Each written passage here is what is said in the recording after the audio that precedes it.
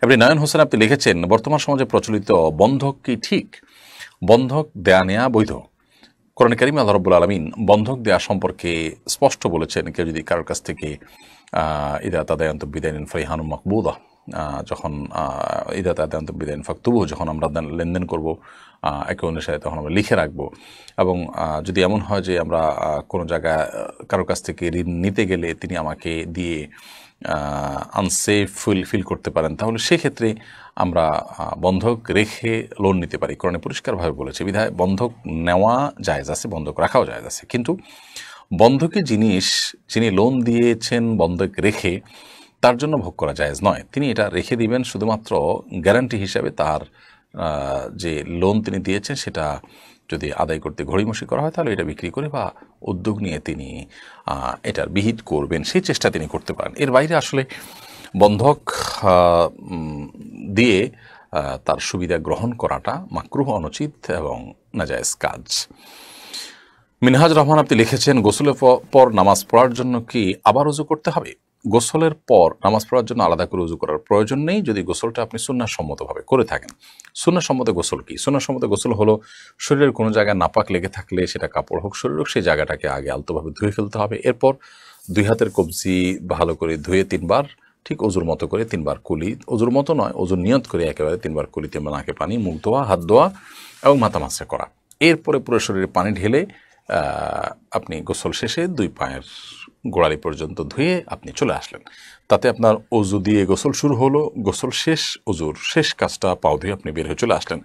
এরপর আলাদা করে আপনার অজু করার কোনো প্রয়োজন নেই। অনেকে অহেতুক এরপর আবার অজু করতে থাকেন। একবার অজু আসে, সেই অজু আপনি থাকা অবস্থায় কোনো ইবাদতই করেনি, অজু দিয়ে প্রয়োজন ছাড়া আবার অজু করার কোনো মানে হতে পারে না। সেজন্য গোসলের পর আর ওযু করার কোনো প্রয়োজন নেই, যদি সেটা সুন্নাহসম্মত গোসল হয়ে থাকে। যদি সুন্নাহসম্মত গোসল হয়নি, আপনি এমনিতে গোসল করে আসছেন, অথবা গোসল করতে গিয়ে আপনার ওযুভঙ্গ হয়েছে, বায়ু নির্গত হয়েছে, তাহলে সেক্ষেত্রে তো আপনি গোসল করে আবার ওযু করবেন। মোহাম্মদ আইমান আপনি লিখেছেন, মসজিদের 2য় তলা নুরানি মাদ্রাসা করা যাবে কিনা?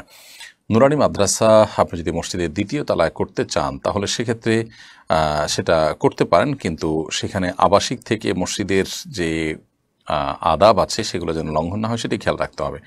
বাচ্চারা পড়ে চলে গেল, কোরআনের ইলম হাসিল করলো, এটা তো জায়েজ আছে। আর যদি আবাসিক থাকতে হয়, তাহলে ইতিকাফের নিয়ত করে থাকবে, শরীরের অন্যান্য বিধিবিধান যেন আপনার লঙ্ঘন না হয়, সেই জিনিসটা খেয়াল করবেন। এগুলো অনেক গুরুত্বপূর্ণ। বিধায় দোতলার নুরানি মাদ্রাসা হোক আর নিচতলা নুরানি মাদ্রাসা হোক, বিধানে কী হবে। সেলিনা আক্তার আপনি ইউটিউব চ্যানেল থেকে আমাদের প্রশ্ন করেছেন, আমার বয়স 14, আমার অনেক চুলই পেকে গেছে, এখন কি চুল কলপ করা যাবে?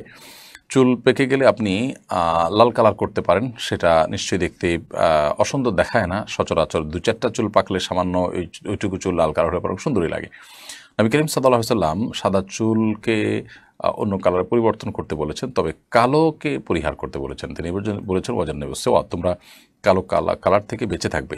তো এই জন্য কালো কলব দিয়ে আপনি চুলের কালার পরিবর্তন করবেন না।